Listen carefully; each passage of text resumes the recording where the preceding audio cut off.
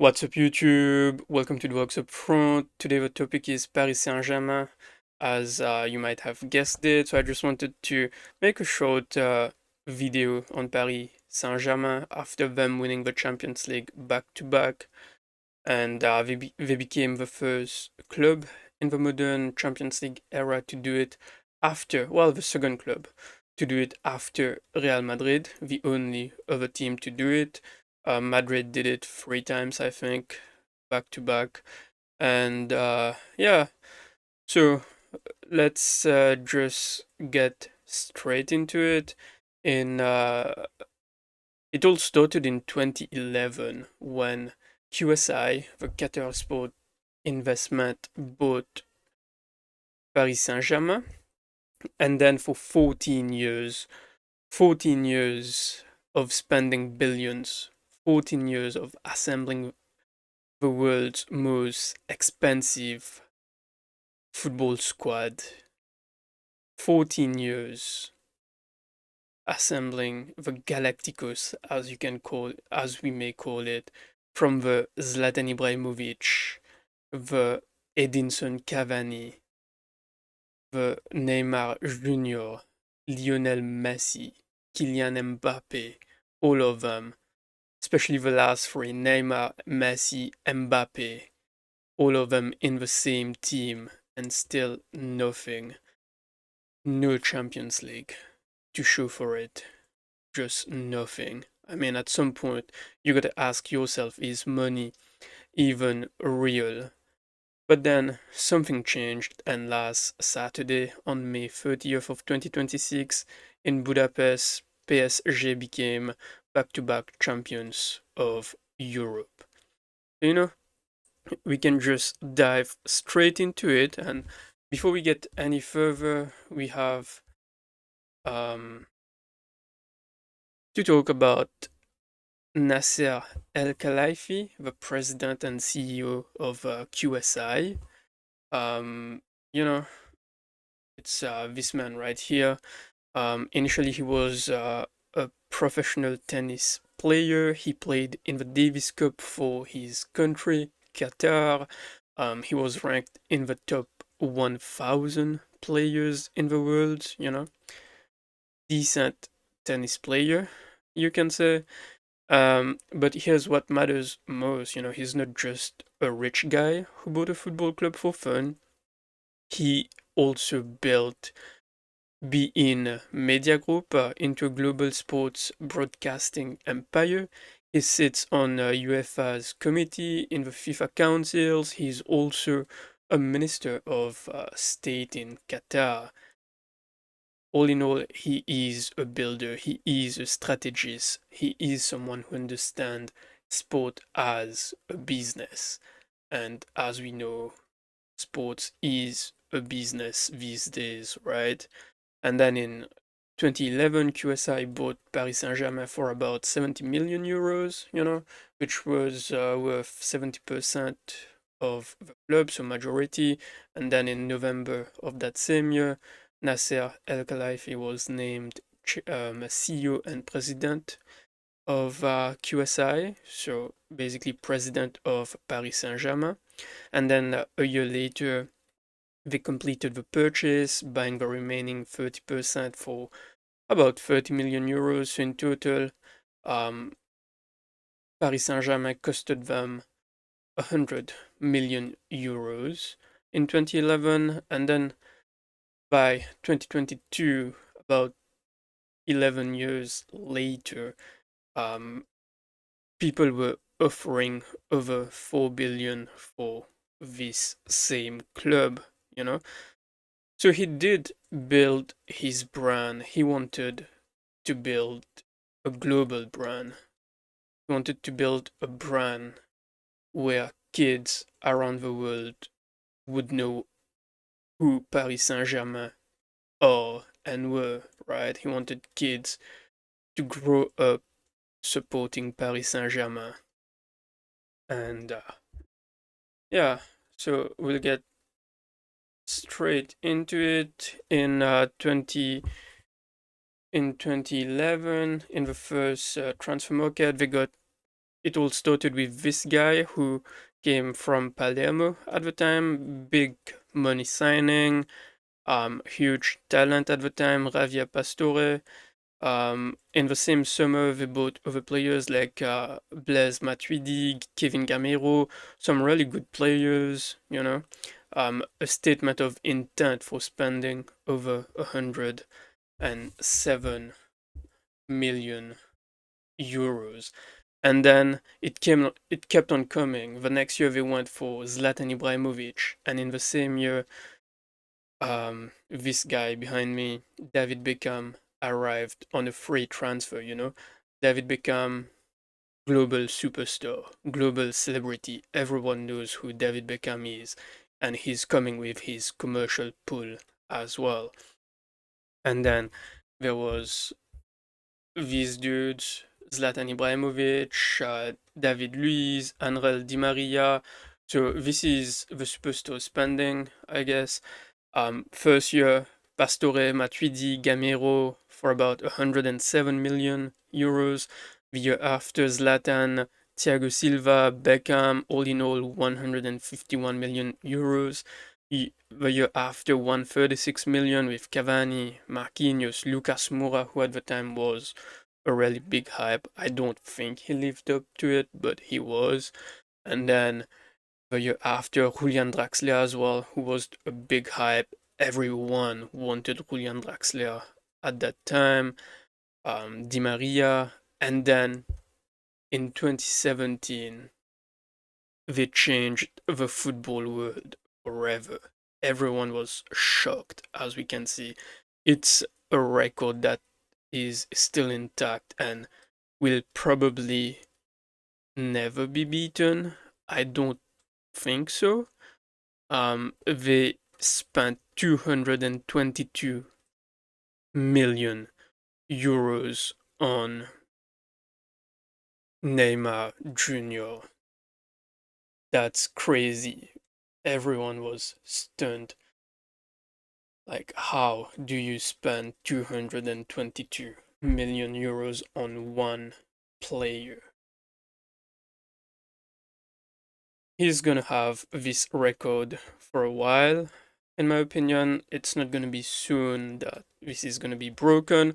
And then the year after, they nearly broke it themselves. Well, it's about 50 million short, but they did spend 180 million on Kylian Mbappe. So Paris Saint-Germain hold the records for the most expensive transfers from the first one Neymar, second one Mbappe, and then again the superstars kept on coming from Ashraf Hakimi to Lionel Messi on a free because Barcelona was collapsing, and then Sergio Ramos at the end of his career. So all those big names to build the brand that he wanted and to win the Champions League. But even after all these names, they didn't win anything. The closest they came was in 2021 during the COVID year with um, Thomas Tuchel. Yeah, when they lost the Champions League final against Bayern Munich 1-0, if I'm not mistaken. This team had many superstars. Marco Verratti, who became a superstar eventually. Mbappe was there. Neymar, um, and uh, and so on. So that's the closest they've been. And then in 2021, they had the most expensive squad to ever be assembled in terms of wages and total money spent. This just just the wage bill for Mbappe, Messi, Neymar cost above $100 million for a year. And the fees alone, transfer fees and so on, over 1.2 billion. And with all those guys together, the furthest they've been in the Champions League was the round of 16. And we are talking about Kylian Mbappe, Neymar Jr., Lionel Messi, all of them on the same team. And the worst thing is those three only played a total of 39 games out of 100 possible appearances together. You know, all that money and nothing to show for it. Of course, they kept on winning their domestic league, as we all know. Um, Ligue 1, Paris Saint-Germain pretty much win it every single year. They won 10 of the last 13. I should fact check that. I think it's 11 of the last 14 now. So, yeah, those players all together, and they even hired some world class coaches, managers. Like Carlo Ancelotti is not a nobody, right? He was the first coach to start this QSI era at Paris Saint Germain, and the furthest he've been in the Champions League was quarterfinals. Laurent Blanc, who had Cavani, Zlatan, Di Maria, David Luiz, Marquinhos, again quarterfinals. Tuchel with Neymar and Mbappe, first year round of 16, next year in COVID, in the bubble, went to the final against Bayern Munich and lost the final, and then Pochettino with Messi, Neymar, Mbappe, round of 16, and then came this man in 2021, Luis Enrique. That's when QSI started shifting their approach as well. Um, they kept on buying, they kept on investing money as they did, but they didn't do it on superstars anymore. They didn't do it on individuals like the Mbappe. Actually, they let go of those players. Messi was gone by 2022, Mbappe the year after, Neymar was gone in 2023 as well, or 2022. And they changed their approach in the transfer market. They kept on buying, but they bought players with high ceilings, like the ones mentioned here. The Vitinha for about 50 million. Um, Vitinha is an engine in midfield. Nuno Mensch as left back. Fabian Ruiz, Barcola. Barcola is from the academy, if I'm not mistaken. And then they did still get some world class name in the likes of Ousmane Dembele, who didn't have a great period at Barcelona, but reinvented himself at Paris and who eventually won the Ballon d'Or last year. Goncalo Ramos, high ceiling as well, yet to be proven. And then Pacho, high ceiling, still young. Desiré Doué, young again, 22, 23 years old. Kvaratskhelia, he was world class. He came from Napoli. He was lighting up the nights in Naples. He was lighting up everything there, and he was, in my opinion, the key piece last year because Paris Saint-Germain started poorly in the Champions League last year, and then this guy came in January and boom, flipped them just like that. And then Zaire Emery, he is a homegrown. He is from the Paris Saint-Germain Academy. And yeah, so they basically built a team this time. They got players, they still invested, they still spent money, big money, but they got players who were willing to play for each other, were willing to run for the team, and everything ties up with this man. This man is not just about tactics, he also built a culture. Like, it's not just Paris Saint-Germain fans who adores these guys. Like, I'm a Liverpool fan and I simply adored Luis Enrique. It's just the way he speaks, you know. Um, I'm gonna make. I kind of bring everything back to Liverpool. He's not Jurgen Klopp, but he's in the same gravy, It's like when he speaks, you want to listen to him, and he has that thing with that not a lot of people that have it in them. They bring people together. It's like people wanna fight for you. Pep Guardiola is like that as well. It's a bit of that family man in him.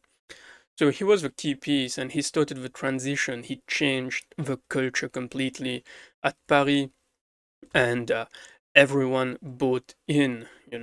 Everyone bought in on the project, from QSI Nasser Al Khelaifi to the players of the team and the fans as well.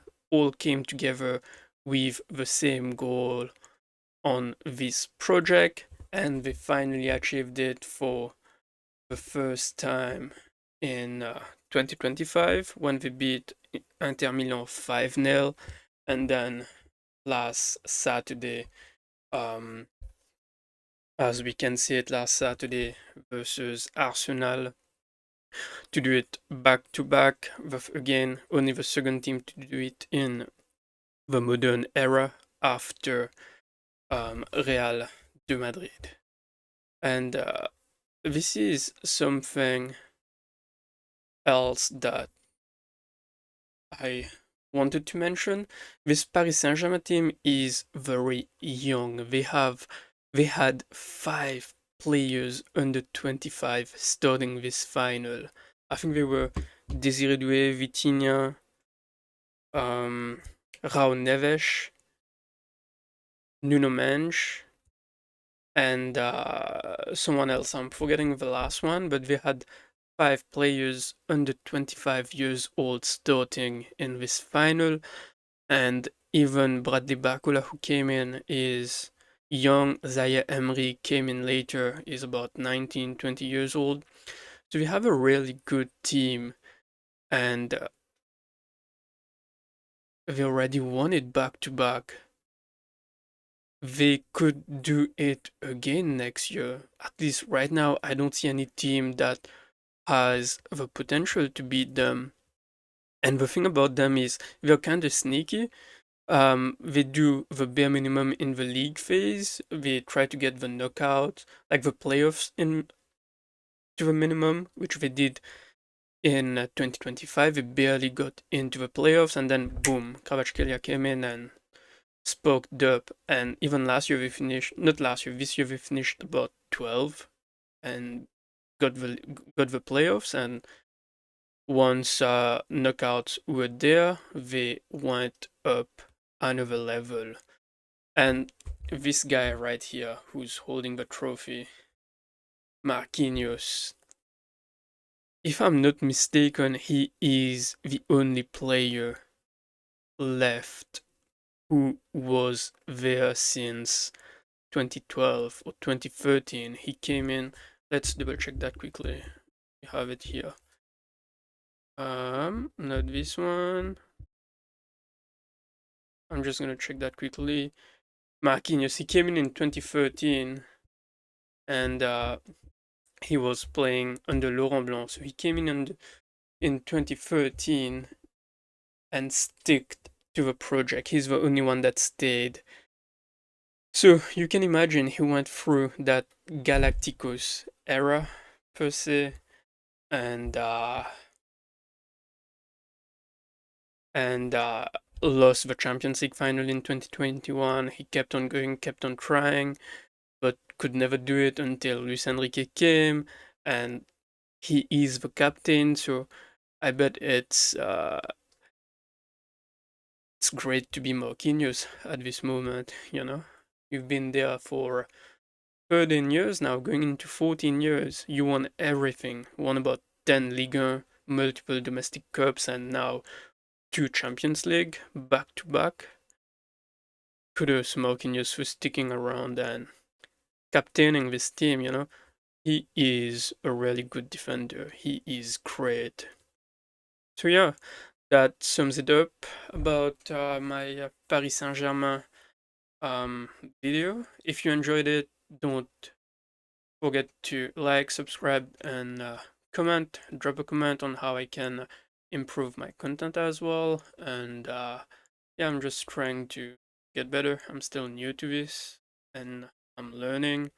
I know this wasn't perfect, but hey, I'm trying to be consistent. And yeah, um, kudos to Paris Saint-Germain. They could do it again next year. Yeah, this is it for this one. I'll see you in the next one soon.